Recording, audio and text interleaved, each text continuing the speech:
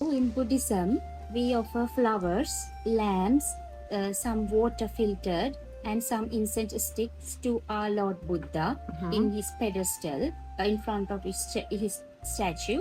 So when we offer flowers, we say it's in Pali, something related to the Sanskrit language. We say Pujemi Buddhang Kusumena Nena Punyena Metena Labhami Mokkang Puppang Milayati Yata Idamme Hayo Tathayati Vinasa Bhava.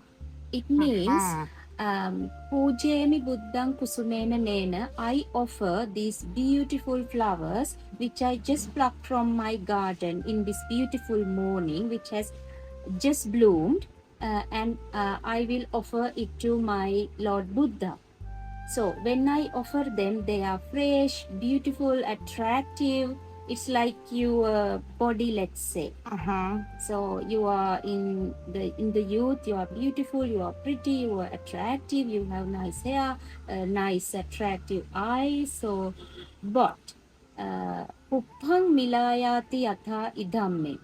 But in the gradually the flowers may wilter, they may lose the color, they may lose the nice smell, and no one will like it. So that's how your life goes. So whenever we offer flowers, we need to think about that. Think about the life. So you were a baby, you were a girl, you were a child, so you were a woman, so you were so pretty like a flower. But one day, gradually, day by day, hour by hour, minute by minute, second by second, you are just going to your old age. So your beautiful skin, day by day, it goes like wrinkling, let's say. So you should not think negatively about, but you should understand it.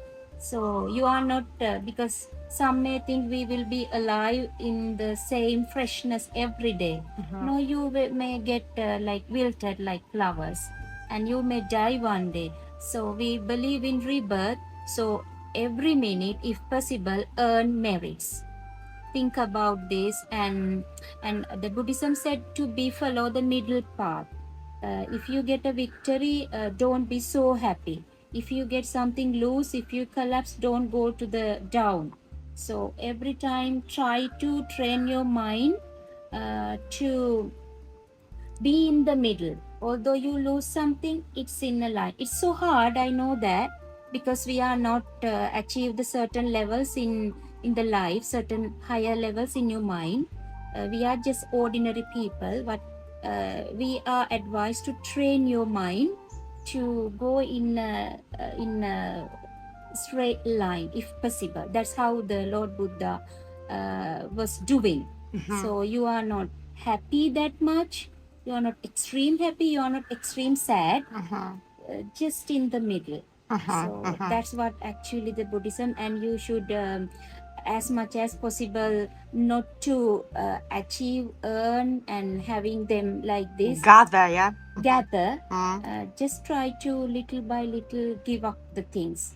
So you can live a life happily, doing things, earning money, doing your job, but with the mind just away from desires, unnecessary desires.